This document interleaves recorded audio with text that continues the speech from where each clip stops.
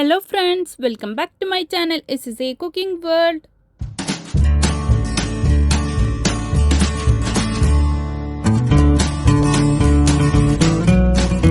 ഇന്ന് ഞാൻ നിങ്ങളുടെ മുമ്പിൽ വന്നിട്ടുള്ളത് നല്ല ടേസ്റ്റും വെറൈറ്റിയും എല്ലാവർക്കും ഒരുപോലെ ഇഷ്ടപ്പെടുന്ന മസാല ബോണ്ടൻ്റെ റെസിപ്പിയുമായിട്ടാണ് കേട്ടോ. റെസിപ്പിയിലോട്ട് കടക്കുന്നതിന് മുമ്പായി നമ്മളുടെ ഈ ചാനൽ ഇതുവരെ സബ്സ്ക്രൈബ് ചെയ്യാതെയാണ് ഏതെങ്കിലും കൂട്ടുകാർ എവിടെയെങ്കിലും കണ്ടുകൊണ്ടിരിക്കുന്നുണ്ടെങ്കിൽ ഒന്ന് പോയി സബ്സ്ക്രൈബ് ചെയ്യാനും കൂടെയുള്ള കുഞ്ഞു ബെൽ ബട്ടൺ ഒന്ന് പ്രസ് ചെയ്ത് സപ്പോർട്ട് ചെയ്യാനും മറക്കല്ലേ.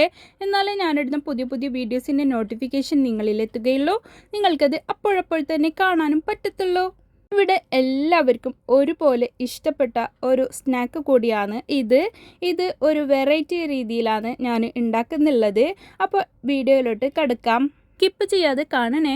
അപ്പോൾ ഇതിന് വേണ്ടിയിട്ട് ഞാൻ ഇത്രയും പൊട്ടാറ്റോ എടുത്തിട്ടുണ്ട്. നമുക്ക് എത്രയാണോ ക്വാണ്ടിറ്റി ആവശ്യമുള്ളത് അതിനനുസരിച്ചിട്ട് എടുക്കാം. നമുക്ക് പൊട്ടാറ്റോൻ്റെത് ആയതുകൊണ്ട് ഇവിടെ ഒരുപാട് വേണം, അതുകൊണ്ടാണ് ഞാൻ ഇത്രയും പൊട്ടാറ്റോ എടുത്തിട്ടുള്ളത്. അപ്പോൾ നമ്മൾക്ക് അത്യാവശ്യത്തിന് കുറച്ച് മാത്രം ഉണ്ടാക്കുന്നുണ്ടെങ്കിൽ 3 പൊട്ടാറ്റോ എടുത്താൽ മതി. അതിനെ തൊലി കളഞ്ഞിട്ട് കുക്കറിലിട്ടിട്ട് വെള്ളം ഒഴിച്ചിട്ട് ഉപ്പും കൂടി ഇട്ടിട്ടാണ് ഞാൻ 3 വിസിൽ അടുപ്പിച്ചെടുക്കുന്നുള്ളത്. അതിലേക്ക് വേണ്ടിയിട്ട് ഇതാ 1 ക്യാരറ്റ്, 3 സവാള, 2-3 പച്ചമുളക്, 1 പീസ് ഇഞ്ചി, 1 വെളുത്തുള്ളീൻ്റെ ഒരു അല്ലി മാത്രം, പിന്നെ കറിവേപ്പില, ഇത്രയാണ് ഇതിലേക്ക് ആവശ്യമായിട്ടുള്ളത്. അപ്പോൾ നമുക്കൊരു പാൻ അടുപ്പത്ത് വെച്ചിട്ട് തേങ്ങ എണ്ണയിൽ കൊക്കനട്ട് ഓയിൽ അത് തന്നെയാണ് കേട്ടോ ഞാൻ ഇതിലേക്ക് ഒഴിച്ചു കൊടുത്തിട്ടുള്ളത്. എന്നിട്ട് കടുകിട്ട് പൊട്ടിച്ചെടുക്കാം. ആ ടൈമിൽ തന്നെ പെരുംജീരകയില്ലേ, നല്ല ജീരകം, അതുകൂടി ഇതിലേക്ക് ഇട്ട് കൊടുക്കുന്നുണ്ട്. ഫെന്നൽ സീഡ്, പിന്നെ ഞാൻ ഒരു ഗാർലിക്കിൻ്റെ അല്ലിയാണ് കേട്ടോ. ഇവിടെ വലിയ ഉള്ളിയാണ് കിട്ടുന്നുള്ളത്, അതുകൊണ്ട് ഞാൻ വലിയ ഗാർലിക് തന്നെ എടുത്തിട്ടുണ്ട്, 1 അല്ലി മാത്രം. പിന്നെ 1 പീസ് ഇഞ്ചും അതൊക്കെ ചെറുതായി അരിഞ്ഞെടുത്തതിന് ഇതിലേക്ക് ഇട്ട് കൊടുക്കുന്നുണ്ട്. പച്ചമുളകും നമുക്ക് എരിവിന് ആവശ്യത്തിനനുസരിച്ചിട്ട് ഇട്ട് കൊടുക്കാം. ഞാനിവിടെ 3 പച്ചമുളകാണ് എടുത്തിട്ടുള്ളത്. പിന്നെ ഇപ്പോൾ ഇട്ട് കൊടുത്തിട്ടുള്ളത് കറിവേപ്പിലയാണ്, അതുകൂടി ഇതിലേക്ക് ഇട്ട് കൊടുക്കാം. എന്നിട്ട് ഒന്ന് വഴറ്റിയിട്ട് അതിൻ്റെ പച്ചമണം മാറിയതിന് ശേഷമാണ് നമ്മൾ ഇതിലേക്ക് സവാള അരിഞ്ഞത് ഇട്ട് കൊടുക്കുന്നുള്ളത്. നമ്മളുടെ നാട്ടിൽ പറഞ്ഞാൽ നീരുള്ളി ചെറുതായി അരിഞ്ഞതാണ് ഇട്ട് കൊടുത്തിട്ടുള്ളത്. അവിടെ സവാള വഴറ്റുന്ന സമയം കൊണ്ട് നമുക്ക് ഇവിടെ ഈ പൊട്ടാറ്റോനൊക്കെ ഒന്ന് സ്മാഷ് ചെയ്തെടുക്കണം. അത് ഒരു തവി വെച്ചിട്ടോ ഗ്ലാസ് വെച്ചിട്ടോ എന്ത് വെച്ചിട്ട് വേണമെങ്കിൽ നമുക്ക് ഇതിനെ ഒടിച്ചെടുക്കാം. ഞാൻ സ്മാഷർ വെച്ചിട്ട് തന്നെയാണ് ഇതിനെ ഒടിച്ചെടുക്കുന്നുള്ളത്.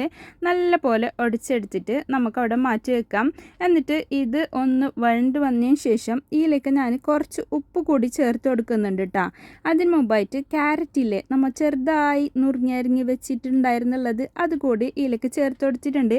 കാണുമ്പോൾ നല്ലൊരു കളർഫുള്ളായിട്ട് തോന്നില്ലേ? അത് കാണുമ്പോൾ മാത്രമല്ല ഈ പൊട്ടാറ്റോൻ്റെ ഇടയിൽ കിടന്നിട്ട് കിട്ടുമ്പോഴേക്കും നല്ലൊരു ടേസ്റ്റ് തന്നെയാണ് ഇതിന് കിട്ടുന്നുള്ളത്. ഇപ്പോൾ ആണ് ഞാൻ ഉപ്പ് ചേർത്ത് കൊടുത്തിട്ടുള്ളത്. എന്നിട്ട് മഞ്ഞൾപ്പൊടി പാകത്തിന് ഇട്ട് കൊടുക്കാം. പിന്നെ ഗരം മസാല ഇട്ട് കൊടുക്കുന്നുണ്ട്, ഒരു 1/2 ടീസ്പൂണ്. മഞ്ഞൾപ്പൊടി ഒരു 1/4 ടീസ്പൂണ്. ഇപ്പോൾ ചേർത്ത് കൊടുത്തിട്ടുണ്ട് ചിക്കൻ മസാലയിലെ അതൊരു 1/4 ടീസ്പൂണിൻ്റെ മേലെ ചേർത്ത് കൊടുത്തിട്ടുണ്ട്. പിന്നെ കായപ്പൊടി ചേർത്ത് കൊടുത്തിട്ടുണ്ട് കേട്ടോ, ഒരു 1/4 ടീസ്പൂണ്. പിന്നെ ഇതിലേക്ക് അവസാനിച്ചിട്ട് ചേർത്ത് കൊടുത്തിട്ടുള്ളത് മുളക് പൊടിയാണ്, 1 ടേബിൾ സ്പൂൺ ചേർത്ത് കൊടുത്തിട്ടുണ്ട്. എന്നിട്ട് ഇതിനെ ഒന്ന് നല്ല പോലെ നമുക്കിതിനെ മിക്സ് ആക്കിയിട്ട് അതിൻ്റെ പച്ചമണമൊക്കെ മാറുന്നത് വരെ ഒന്ന് വഴറ്റണം. അത്ര തന്നെ, കുറേ സമയമൊന്നും വെക്കണ്ട. എന്നിട്ട് നമുക്ക് വേവിച്ച് ഒടിച്ച് വെച്ചിട്ടുള്ള ആ പൊട്ടാറ്റോ കൂടി ഇതിലേക്ക് ഇട്ട് കൊടുക്കാം. ഇതിൻ്റെയൊക്കെ മെഷർമെൻറ്റ് ഞാൻ ഡിസ്ക്രിപ്ഷൻ ബോക്സിൽ കൊടുക്കാം, വേണ്ടവർ ഒന്ന് അവിടെ കൂടി ഒന്ന് ചെക്ക് ചെയ്താൽ മതി. എല്ലാ വീഡിയോസിലും ഞാൻ അതിൻ്റെ മെഷർമെൻറ്റൊക്കെ ഡിസ്ക്രിപ്ഷൻ ബോക്സിൽ കൊടുക്കാറുണ്ട്. അപ്പോൾ ഇവിടെ സ്ക്രീനിൽ എഴുതി കാണിക്കാത്തതൊക്കെ അതിൽ ഡിസ്ക്രിപ്ഷൻ ബോക്സിൽ നോക്കിയാൽ കാണാം. എന്നിട്ട് ഇതാ ഈ പൊട്ടാറ്റോ ഒക്കെ ഫുള്ളായിട്ട് ഇതിലേക്ക് ഇട്ട് കൊടുത്തിട്ട് ഒന്ന് ഫുള്ളായിട്ട് ഞാൻ മൊത്തത്തിൽ മിക്സ് ചെയ്തെടുക്കുന്നുണ്ട്. എന്നിട്ട് അവസാനമായിട്ട് ഇതിലേക്ക് ചേർത്ത് കൊടുക്കുന്നത് ഒരു പിടി മല്ലിയിലയാണ് കേട്ടോ. ഒരു കൈപ്പിടിയിൽ ഒതുങ്ങുന്നത്ര ഞാൻ ഇതിലേക്ക് ഇട്ട് കൊടുക്കുന്നുണ്ട്. എന്താണെന്ന് പറഞ്ഞാൽ നമ്മൾ ഇത് കുറച്ച് ക്വാണ്ടിറ്റി കൂടുതലായിട്ടാണ് ഉണ്ടാക്കുന്നുള്ളത്.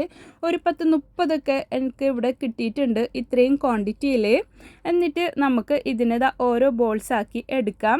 എന്നിട്ട് നമുക്ക് ഇതിലേക്ക് ഒരു മാവ് ആവശ്യമുണ്ട്, ഇതിനെ മുക്കി പൊരിക്കേണ്ടത്. അപ്പോൾ അതിനുള്ള മാവ് ഞാൻ ഇവിടെ റെഡിയാക്കുന്നുള്ളത് 2 കപ്പ് കടലമാവ് വെച്ചിട്ടാണ്.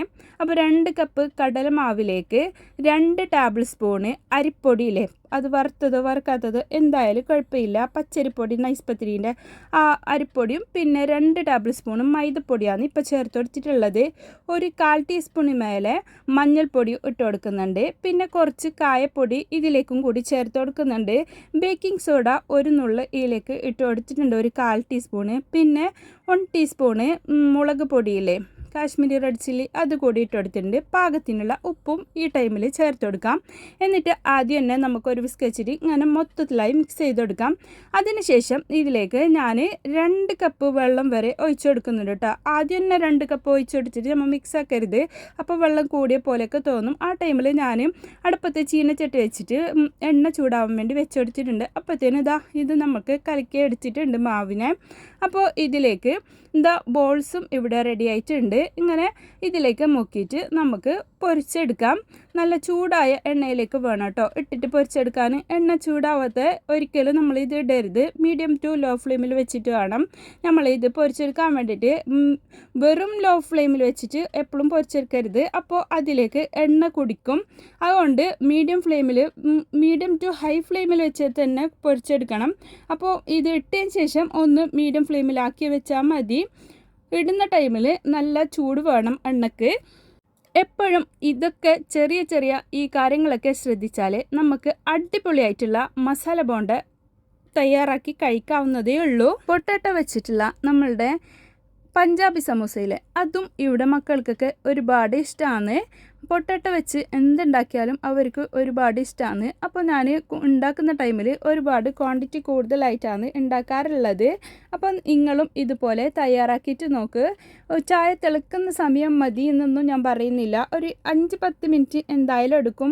സവാളയൊക്കെ വഴറ്റിയെടുത്തതിന് ശേഷമല്ലേ നമ്മൾ ഇതുണ്ടാക്കുന്നുള്ളത്. അപ്പോൾ സവാളയൊക്കെ വഴറ്റാതെയും ഇത് ഉണ്ടാക്കാറുണ്ട്. പക്ഷേ ഇങ്ങനെയൊക്കെ ഉണ്ടാക്കിയാൽ ഇതിൻ്റെ രുചിയൊന്ന് വേറെ തന്നെയാണ്.